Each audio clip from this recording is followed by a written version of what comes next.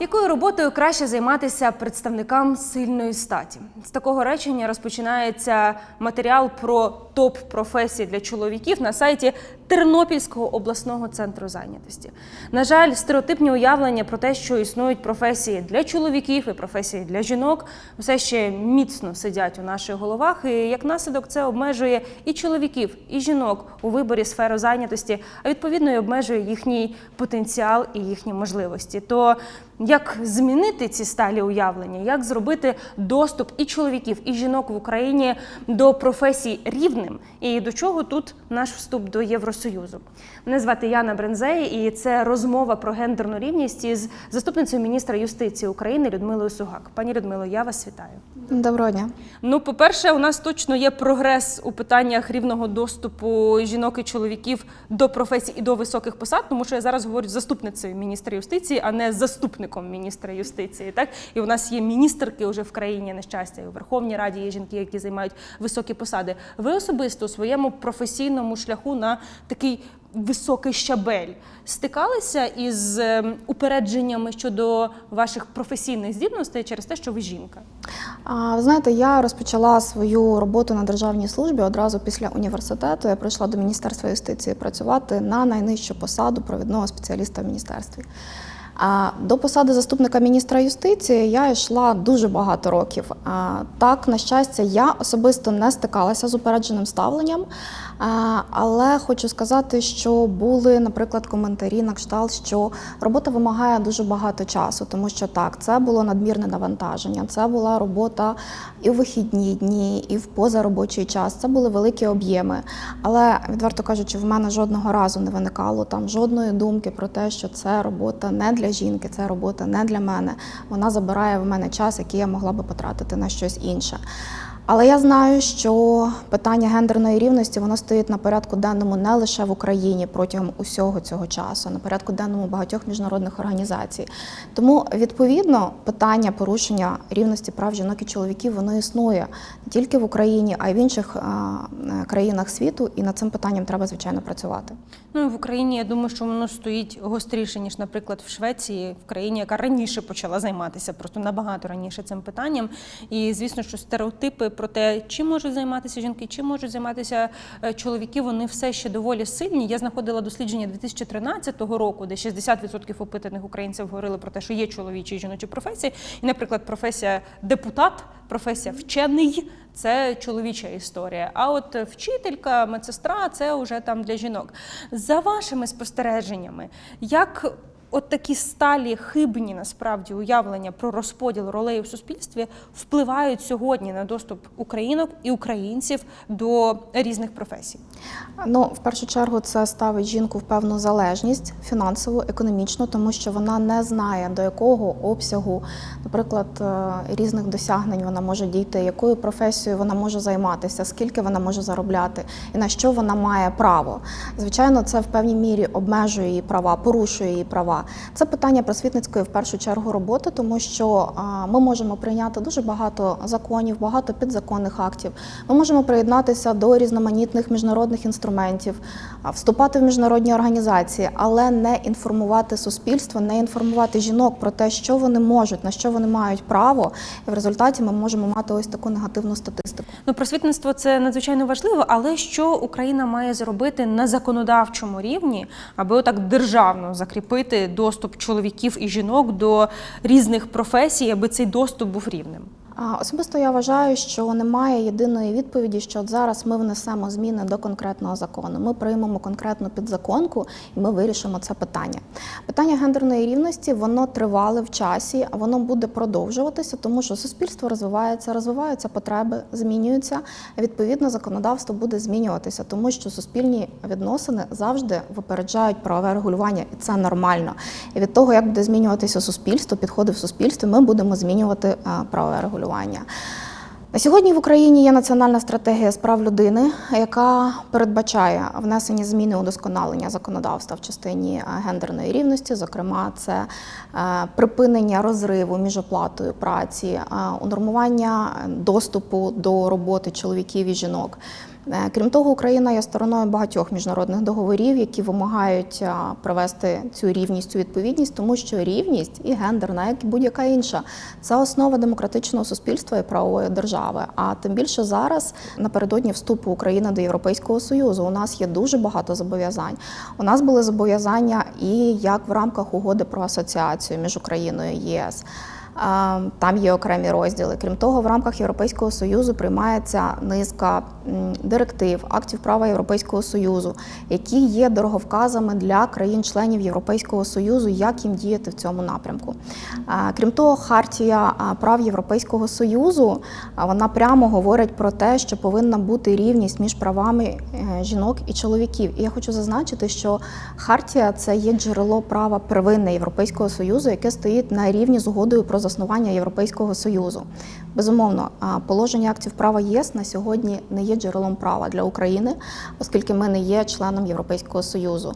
Але в нас є зобов'язання в рамках тієї ж угоди про асоціацію, двосторонніх інструментів, різних механізмів.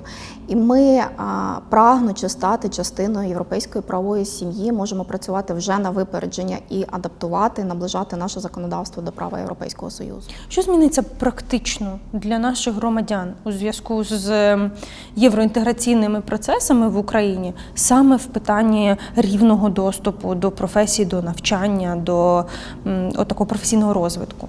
До навчання чи до професії? Давайте почнемо з навчання як такий перший етап входження в професію, так? Тому що якщо є певне уявлення у людей про чоловічі і жіночі професії, то відповідно і розподіл, і вибір навчальний, так, він уже якось цим диктується. Ну, по-перше, я думаю, що ми перестанемо вірити в те, що є жіночі і чоловічі професії. Жінки перестануть думати про те, що якщо я оберу гіпотетично не жіночу професію, мені буде складно знайти роботу. В мене буде менша заробітна плата, тому що там традиційно склалося, що ці посади займають чоловіки. Я думаю, що це в першу чергу надасть певну свободу жінкам, які зможуть за себе постояти, зможуть себе забезпечувати, зможуть формувати своє майбутнє професійне в тому числі.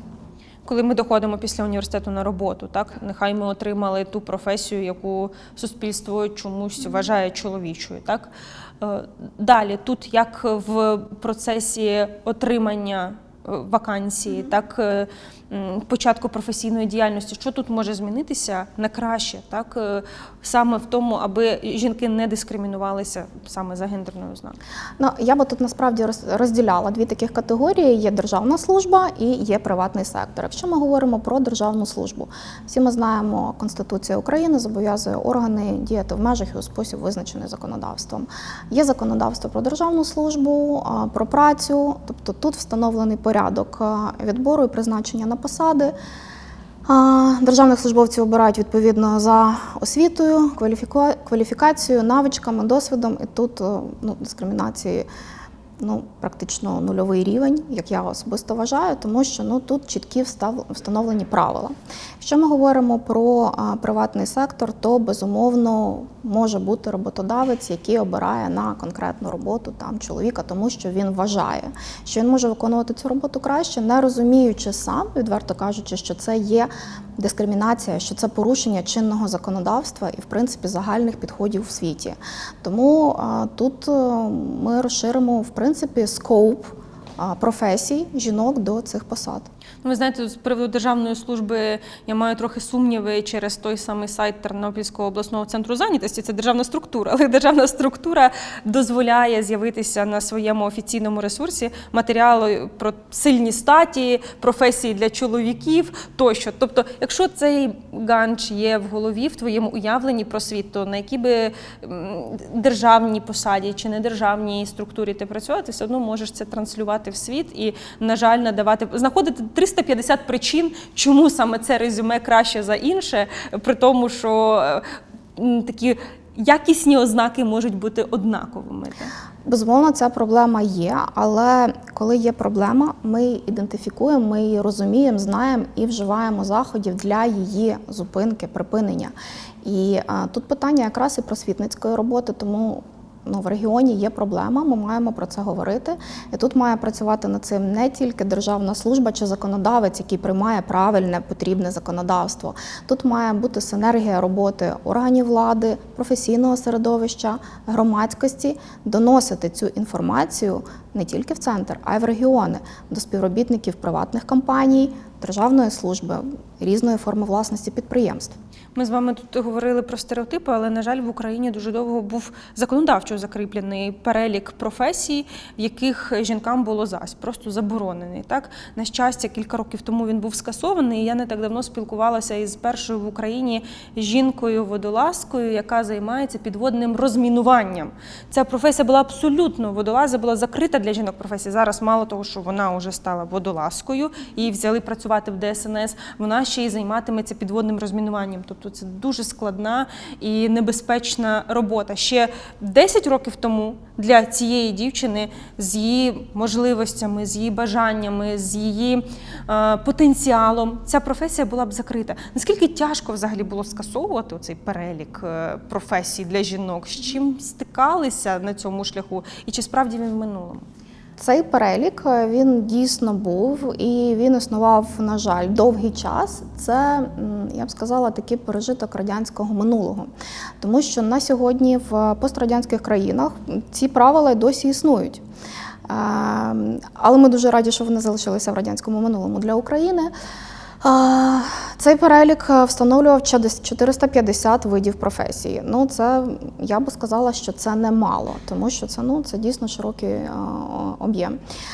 Є такий чудовий комітет, який опікується правами жінок і бореться з дискримінацією щодо жінок в рамках ООНівських механізмів СІДУ. І це саме його, до речі, була рекомендація скасувати цей перелік. І крім того, комітет також рекомендував іти іншим шляхом і навпаки покращувати умови праці, покращувати оплату праці, забезпечувати права жінок для того, щоб вони мали право зробити цей вибір, хочуть вони цим займатися чи ні. Тобто це не повинно бути зобов'язанням для жінки, це не повинно бути забороною, це її право, яке встановлене законами України. Так, тобто якщо жінкам дозволяють працювати в шахті або в нічну зміну, або водолазками, це її вибір. Хочеш працювати і ти працюй, не хочеш, ніхто тебе до цього не змушує, як власне і чоловіків ніхто не змушує. Займатися іншими якимись справами. Так, принаймні в мирний час. Після того, як цей перелік був скасований, з вашої точки зору, наскільки дійсно це був суттєвий крок до рівності у доступу до професії? І з чим ще тут, можливо, є якісь законодавчі зміни, які необхідні, аби точно залишити в минулому розподіл оцей? Безумовно, це був правильний законодавчий крок. Єдина, можливо, була проблема, що не було достатньої інформаційної стратегії по цьому інформуванню. Тому що якщо ми навіть говоримо про Європейський Союз, про держави-члени Європейського Союзу, то такі зміни законодавчі, по них проводяться навіть повні інформаційні кампанії. Наприклад, минулого року в рамках Європейського Союзу була прийнята нова директива, яка передбачає рівний підхід розподілу жінок та чоловіків в бордах компаній, які зареєстровані на біржі. Всі держави-члени були зобов'язані, мають бути зобов'язані імплементувати цю директиву до наступного року. Тобто з метою цієї імплементації була проведена широка інформаційна кампанія. Жінки мали знати, що в них є така можливість, що це закріплено на рівні Європейського Союзу і що є зобов'язання державам-членам це внести в своє законодавство. Нам, я думаю, цих інформаційних кампаній не вистачає, але ми повинні над цим працювати. Але в будь-якому разі це дає жінці вибір робити те, що вона хоче, вона має це законодавче право.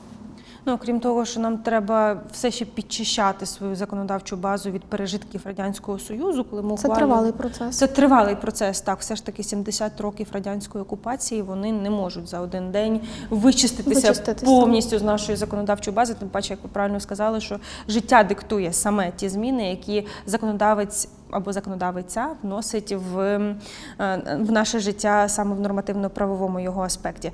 Є таке поняття, як гендерно-правова експертиза законопроєктів, указів, будь-якої нормативки, так? І це важливо, аби нове те, що ми ухвалюємо, щоб воно було якісно нове. Розкажіть, як це працює? Мін'юст цим теж опікується. Що це за алгоритм? Дійсно, був закон прийнятий про захист прав жінок і чоловіків, який встановлював обов'язок проводити таку гендерно-правову експертизу. І тут дуже цікаво, що в 2006 році Мін'юст почав проводити таку гендерно-правову експертизу діючих актів законодавства. В 2007-му ми почали робити гендерно-правову експертизу проєктів актів, які надходять, але тільки у 2012 році на рівні Європейського Союзу була прийнята директива, яка рекомендувала державам-членам проводити таку гендерно-правову експертизу. Ну, тобто у нас теж є своя візія, своє бачення. Тобто ми раніше... Не можна сказати, що ми раніше, просто це було раніше закріплено на рівні акта права Європейського Союзу.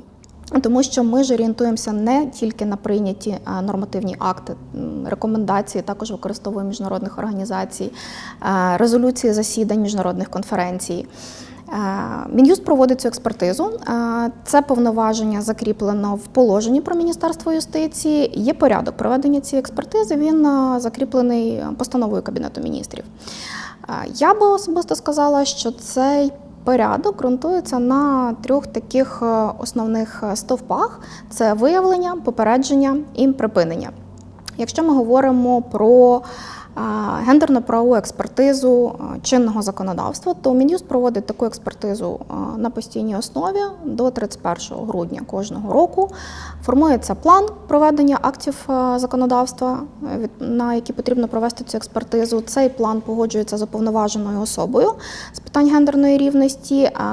План формується на основі пропозицій органів влади, підприємств, органів місцевого самоврядування і громадян України.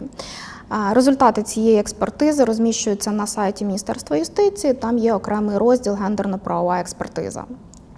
Що стосується проєктів нормативно-правових актів, коли нормативно-правовий акт надходить на експертизу Міністерства юстиції, то це питання стає частиною висновку Міністерства юстиції. Тобто в складі висновку є окремий чек-лист, який визначає відповідність акту законодавства на відповідність, по-перше, діючому законодавству України, міжнародним договорам, які стали частиною українського законодавства, є відповідно джерелом права, також основним міжнародним договорам, які ми маємо відповідати, а також дає оцінку, чи прийняття такого акту в майбутньому не обмежить права жінок, чи не створить гендерної нерівності. У випадку, наприклад, якщо Міністерство юстиції у своєму висновку зазначає, що цей акт не відповідає всьому вище перерахованому, зазначається висновок і Мін'юст направляє цей висновок до Міністерства соціальної політики та Кабінету міністрів. Міністерство соціальної політики протягом 30 календарних днів оцінює пропозиції зауваження Міністерства юстиції та звертається до Кабінету міністрів з пропозицією головному розробнику усунути ці перешкоди, внести відповідні зміни. Тобто цих 3 стовпа – виявлення, припинення, недопущення.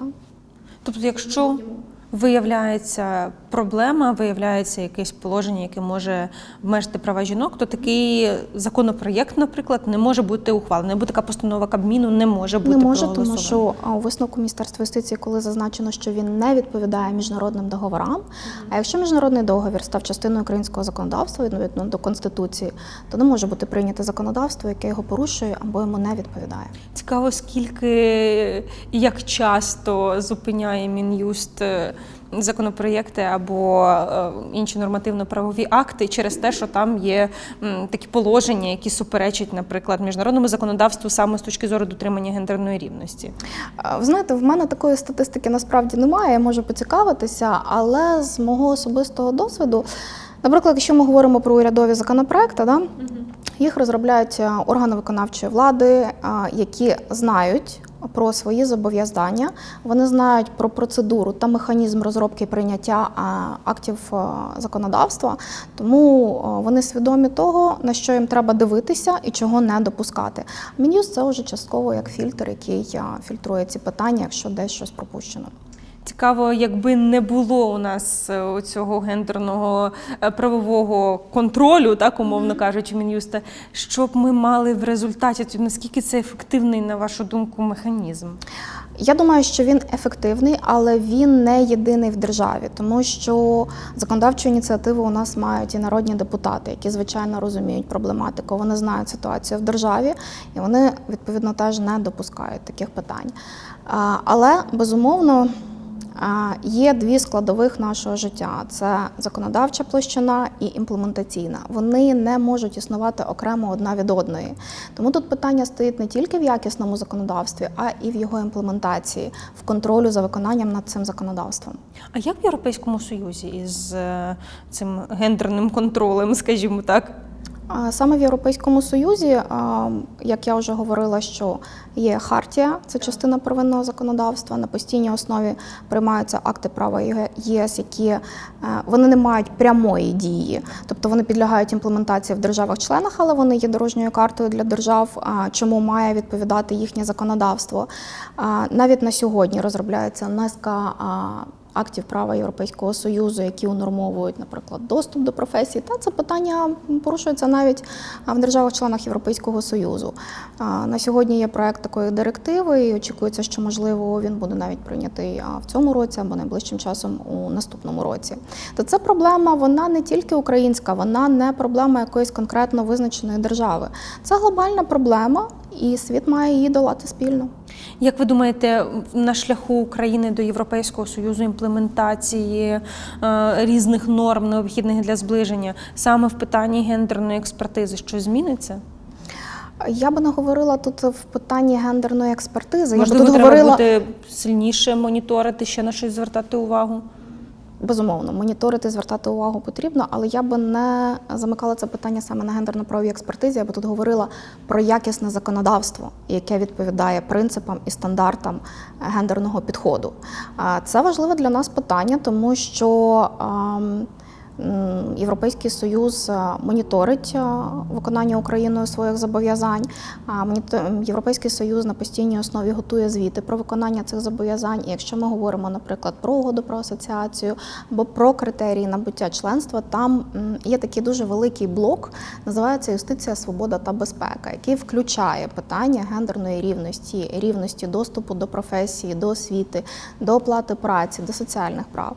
І, безумовно, якщо наше законодавство не буде відповідати підходам і стандартам Європейського Союзу, і воно не буде виконуватися, не буде належного контролю за його виконанням, то я дуже сумніваюся, що ми зможемо вибудувати гарні партнерські стосунки з нашими міжнародними партнерами. Ще одна важлива тема, які в країнах ЄС, причому чим західніше, тим активніше приділяють увагу, це протидія сексуальному насильству, домашньому насильству, домаганням на роботі. Якщо ми говоримо в такому сьогодні професійному аспекті, так, в доступі до роботи, то ми розуміємо, що це одна із проблем, з якою стикаються здебільшого жінки на робочих місцях, це домагання, і часто українські жінки не знають, що певна поведінка їхніх колег на роботі – це і є домаганням. Неприйнятною, так. Так, тобто, на жаль, такий сеттинг, так довкола, такий досвід має жінка, що вона вважає, що там ущипнути, зачепити, якось некоректно щось сказати, дуже активно з дзвінками або повідомленнями напосідати, особливо коли це робить керівник, це є формою домагання, це є формою насильства і це недопустимо. Що, знову ж таки, в нашому шляху до ЄС Європейський Союз очікує від України саме в темі боротьби із сексуальним насильством і на роботі, і загалом? Знову ж таки, в рамках міжнародних організацій, Європейського Союзу, зокрема, встановлені чіткі правила, що сексуальна дискримінація – це неприпустимо, це заборонено, і це має бути закріплено, ці заборони, на рівні законодавства. Кожна держава-член на своєму рівні національному встановлює підходи, методи, як вона бореться з цією проблемою. Тобто це складна, болюча проблема, над якою теж має працювати світ спільно. Який шлях держава обере, він залежить від її правової системи, від її традиції, як це імплементувати. В багатьох країнах, наприклад, знову ж таки ми говоримо, що є просвітницькі кампанії, коли в школах дівчаткам мають розказувати, що прийнятно, що неприйнятно, коли жінка має бути поінформована про свої права. В багатьох країнах навіть на робочих місцях, в державних установах, в приватних установах створюються спеціальні комісії, які проводять таке розслідування і моніторинг. В деяких органах призначаються уповноважені особи, які здійснюють моніторинг за дотриманням законодавства в цьому напрямку.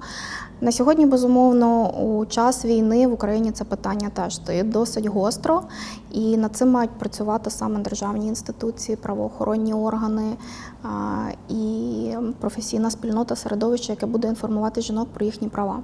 Спеціальні комісії, ви маєте на увазі, що це такий незалежний орган, незалежний умовно кажучи, орган. так, в Україні є практика? Чи знаєте ви, наприклад, про те, щоб в Україні такі комісії на великих підприємствах, можливо, в Міністерстві юстиції? Чи є така в Міністерстві юстиції комісія? Ні, у Міністерстві юстиції такої комісії немає. Відверто кажучи, я не чула, щоб вони створювались в Україні. Але це не обов'язково має бути комісія. Тобто, в першу чергу, має бути розуміння, що є правовий механізм, він охороняється законом, права жінки охороняються законом.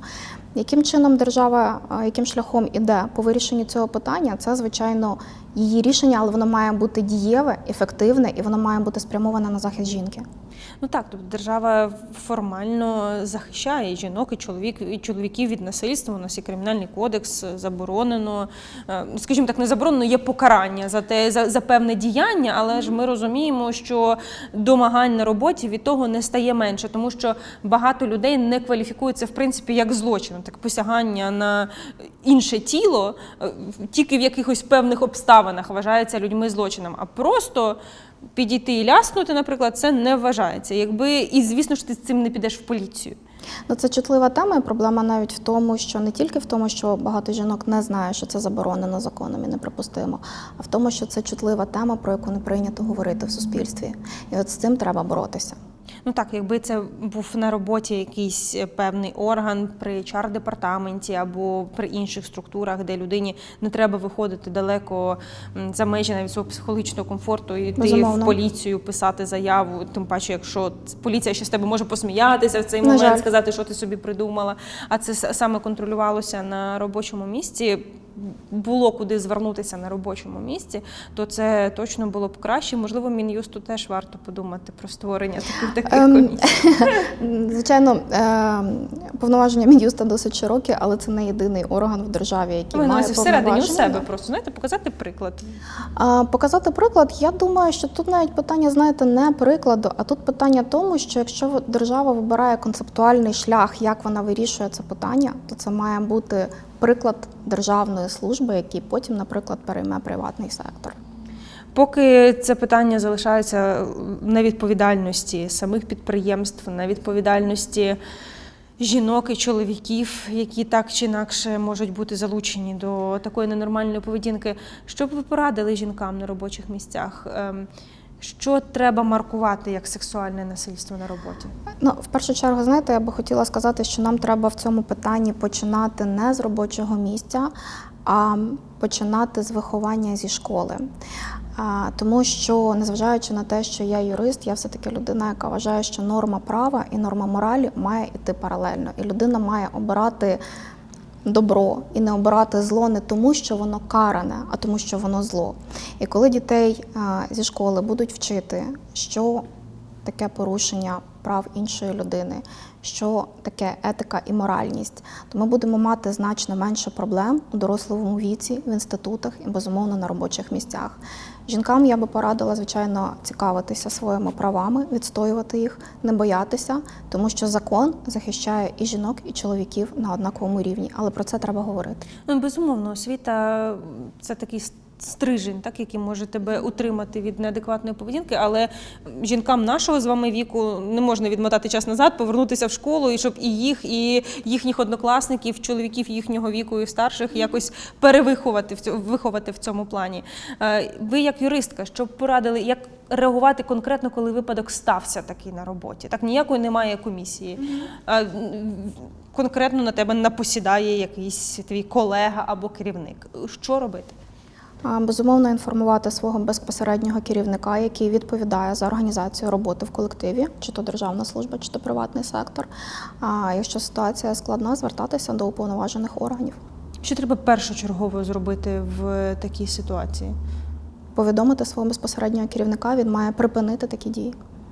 Якщо ти бачиш, що це відбувається не з тобою, а з кимось із колежанок, така схема працює? Безумовно, працює, тому що колежанка може мати страх, їй може бути незручно про це говорити, але для цього і є колектив, які мають розуміти, що ось тут, в конкретній даній ситуації, порушується закон. Так, підсумовуючи нашу сьогоднішню розмову, ми віримо в те, що Україна стане країною Європейського Союзу. Так, в якійсь перспективі, можливо, не в найближчій, але тим не менше. Після того, як ці складні процеси імплементації європейського законодавства завершаться, і ми з ними вже живемося. Так, це перспектива років і років. Але як ви тоді собі уявляєте ту країну, в якій ми будемо жити, саме в аспекті рівності жінок і чоловіків, їхньої рівності, зокрема, у доступі до роботи. Щоб, знаєте, ми не уявляли якесь райське місце, райські пущі, тут ходять леви, обіймаються із пташками, то такого зрозуміло не буде. Але як це буде? Я собі уявляю, що це буде середовище, в якому будуть цінитися ідеї, які не будуть мати статі. І ніхто не буде мати права розподіляти авторів цих ідей за ознакою статі. Нам ще довгий шлях. У нас все попереду. Ну, то, щоб його подолати, треба почати йти, щонайменше, так? Ми вже почали. Дякую вам дуже за цю розмову. Дякую величезне за те, що долучилися. Це була заступниця міністра юстиції України Людмила Сугаки, з якою ми детально, мені здається, поговорили про рівність українок і українців у доступі до професії і як це питання зміниться із нашим вступом до Європейського Союзу. Дякую, що запросили. Дякую, що долучились.